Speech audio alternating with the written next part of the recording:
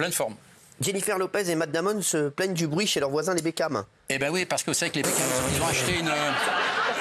Ils ont acheté une propriété. Non, même pas le coq. Non, ils ont acheté une propriété à Miami, vue sur mer. Enfin, ils ont une maison sublime, 1300 mètres carrés sur 3 hectares. Enfin, très bien. Mais leur voisin, d'un côté, c'est Jennifer Lopez, et de l'autre, c'est Matt Damon. Ouais. Et alors, paraît-il que cette maison est très, très bruyante depuis qu'ils occupent cette maison. Alors, c'est une très grande maison, hein. Il y a 9 chambres, 9 salles de bain. Il y a des demi-salles de bain. Alors ça, faut le savoir. Je ne sais pas ce que c'était avec des demi... Non. Je ne savais pas ce que c'était en immobilier aux États-Unis, les demi-salles de bain. C'est quand vous avez les toilettes dans la salle de bain. On n'appelle pas ça une salle de bain, mais une demi-salle de bain. D'accord. C'est comme ça, c'est dans le règlement aux États-Unis. Et alors, ils sont très bruyants, on entend des cris, la musique trop forte, des grandes fêtes autour des matchs, etc. Et alors, ça commence à devenir pénible pour ces deux voisins.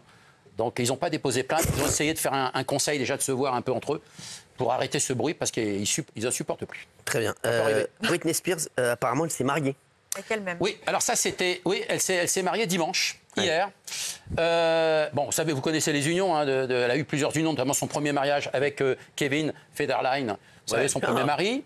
Après, elle avait Sam Asghar, qui lui était un chorégraphe, danseur chorégraphe. Vous vous souvenez pas de ça?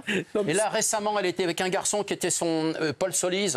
Paul Solis, c'était son homme d'entretien. Il était venu lui réparer la chaudière et l'électricité.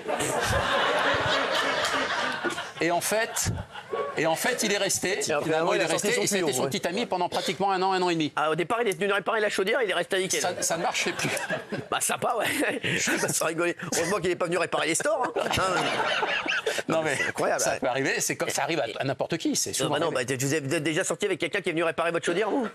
Non. Bah, voilà. Pas encore. Si. Bah, personne ici, non? Voilà, Isabelle. Ah, les plombiers, c'est un classique. Merci. Quoi? Les plombiers, c'est un classique. Les électriciens, les plombiers, c'est un classique. Bien sûr, oui, bien sûr. Les plombiers, c'est un classique. Dans les adultères, oui, bien sûr, c'est un classique. Alors là, enfin, en tout cas, bien d'avancer. Non, mais vous dites une connerie avec un C'est vrai, moi j'ai un pote qui est livreur et les dames lui ouvrent la porte à poil. Mais arrêtez. Ah, je vous jure. Bien sûr, bien sûr. Mais arrêtez, vous êtes des... Ah si, c'est vrai. Bah, Raymond, ça c'est jamais arrivé, ça. Alors moi, je livre pas chez les gens. Alors elle s'est mariée. Vraiment que je change de boîte. Alors elle s'est mariée avec elle-même. Très bien. Elle a dit j'en ai marre maintenant, c'est le plus beau jour de ma vie. Je vais me marier. Donc elle a mis une photo d'église sur ses réseaux, etc. Et elle part en voyage de noces. Avec elle-même. Une lune de miel solitaire. Mais non. Sur des îles en Turquie. Non, c'est pas en Turquie, c'est les îles Caicos, c'est Turk et Caicos, je crois que c'est en Turquie.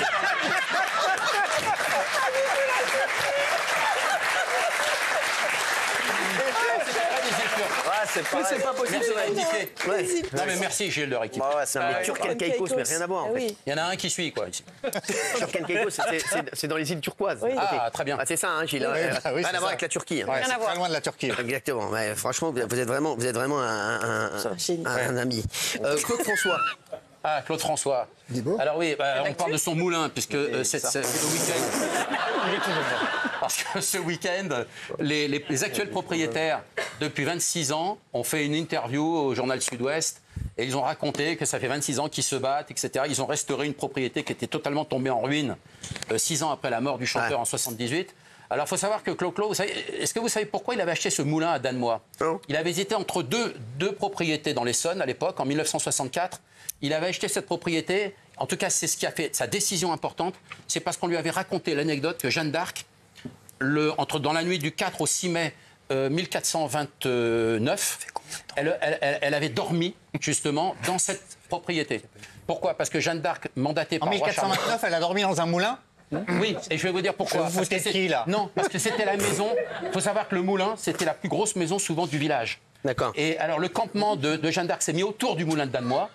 Et on lui a réservé une chambre dans ce moulin.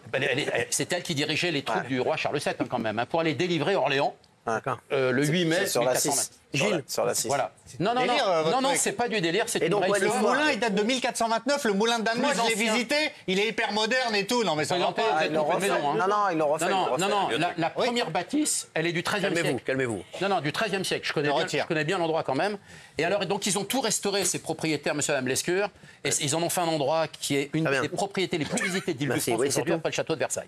Merci. Je me le rappeler. Merci. Mais sinon, et puis il a abrité ses amours avec France Gall. Claude François. Pourquoi vous chuchotez? Il faut pas que ça se sache. C'est l'amour avec France Gall. Au départ, il faut pas que ça se sache. Mais ça, il faut pas que ça se sache. Complètement secrète la liaison France Gall Claude François. Ah, je savais pas. Eh oui, le premier rapport sexuel a eu lieu le 22 septembre 1964. Ok, bon, c'est bon. Attends. Mais t'étais là. Alors, je vais vous raconter. Mais t'étais pas là. Non, je vais vous raconter. Un jour, France Gall m'a invité à déjeuner chez elle, rue de Monceau, à Paris. Ouais. Parce qu'elle voulait visionner des photos à l'époque avec Claude François. Ouais. Et elle m'a raconté, parce que c'est pendant les coulisses, pendant les répétitions de son Olympia, qu'il a fait entre le 23 septembre et le 10 octobre à l'Olympia en 64. C'est là que ça s'est fait. D'accord. Voilà. France Gall. Dans la loge à l'Olympia. Mais c'est elle qui me l'a dit. Je la tiens de la bouche du cheval. On ne peut pas inventer cette. Je peux pas inventer cette. Et quand elle a gagné l'Eurovision, il lui a pourri la tête, il l'a laissé dormir sur son paillasson sans ouvrir. Merci beaucoup. Vous restez avec nous, puisqu'on ne sait jamais, on peut revenir vers vous à tout moment. Allez, vous, Fabien Lecoeuvre, Anthony Delon a une idée au sujet de la propriété de son père. Oui, vous savez qu'il était au Festival des Lumières à Lyon là, ce week-end. Et il s'est exprimé sur scène, justement, et parce qu'il a avoué avoir le projet de transformer la propriété de Douchy en musée. D'accord. Et bien sûr en accord avec ses sœurs, que ce soit Anouchka, enfin sa sœur et son frère Alain Fabien. Mais ce qui est important, parce que je sais que je l'ai annoncé ici dans cette émission, alors même si Géraldine Maillet avait douté de ce que je disais début septembre, en toute gentillesse, vous vous souvenez? Absolument. Et alors, et moi je savais que ça allait finir en musée. Je vais vous dire pourquoi. Parce qu'un chanteur qui se fait enterrer dans sa propriété, vous savez, il y a le rêve d'un chanteur, quand on a le succès d'Alain Delon, de Michael Jackson. Mais il n'est pas chanteur, Alain Delon. Non, mais d'un chanteur ou d'un acteur, si vous voulez, de ses grandes personnalités. Leur rêve, c'est l'immortalité. Et quand vous arrivez, c'est un problème humain d'ailleurs. Vous relisez la comédie humaine de Balzac, vous retrouvez tous les personnages du 19e, vous les avez aujourd'hui. Non, mais c'est très important. Et donc, en fait, c'est évident, il y a une centaine d'hectares. Ce qu'a expliqué Anthony Delon, au moins 55 sont consacrés aux visites, aux musées. C'est évident que ça va finir comme ça. C'est la plus grande star française et mondiale aussi pour le cinéma français, en tout cas. Et c'est évident que ça va se finir en musée parce que les gens rêvent d'aller le voir, d'aller lui mettre une fleur sur cette chapelle, etc. C'est humain, en fait. Je ne suis pas du tout sûr que ça finira en musée parce qu'Anouchka n'est pas d'accord. Voilà. Anouchka n'est absolument pas d'accord. Elle dit que les volontés de son père, vous pouvez faire un signe, mais elle dit que les volontés de son père... Rendez-vous dans 2 mois. Elle dit que c'était pas la volonté de son père, qu'il voulait pas que ce soit un lieu public, quand on achète pas un musée. Propriété... Ça fait au moins un tiers de la fratrie qui s'oppose au projet. Bon, ça fait qu'un tiers. Il y a quand même les 2 tiers. Ce qu'il faut bien expliquer quand même, c'est que quand vous achetez, sincèrement, quand vous faites enterrer dans votre propriété, c'est pas pour rester abandonné, etc. Je pense qu'il y a quand même, au fond, une réflexion, quelque part, un sentiment d'immortalité. Et ça, vous pouvez pas l'enlever. Et d'ailleurs, c'est tout à son honneur, Alain, et les enfants d'Alain Delon aussi, de transformer l'essai, quelque part. Bernard Campan. Oui, Bernard Campan qui a donné une interview la semaine dernière, en fait, à l'occasion d'un projet, c'était encore un projet pour refaire revenir les inconnus au cinéma. Ça, c'est plutôt une grande nouvelle. Mais surtout, il s'est livré à des confidences en disant que lui, il avait touché, durant le grand succès des années 80-90, les inconnus, il s'est livré à cette confidence qu'il avait touché à toute forme de drogue. Et alors, c'était surprenant, parce qu'il ne s'était jamais révélé là-dessus. Et voilà ce qu'il a dit. Alors, on était surpris de ces témoignages. Et apparemment, aujourd'hui, il fait plutôt de la prévention pour tous ceux qui osent toucher à ça. Ce qui est plutôt bien, d'ailleurs. Pour dire surtout, n'y touchez pas, ne faites pas comme moi dans les années 80-90.